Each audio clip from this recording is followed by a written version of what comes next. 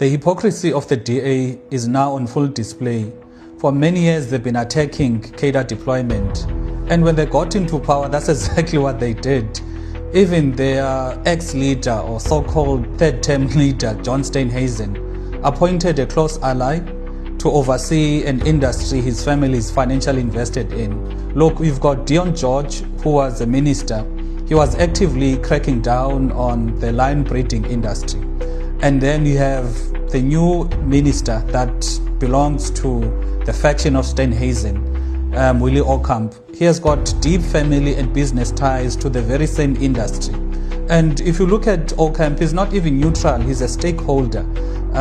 So if you have a case whereby Steenhuisen removes Deon George and installs Willie Ocamp, and then on day one, immediately Ocamp gets into office, he starts rolling back all of the regulations and loosens control over the industry tied to his family interests.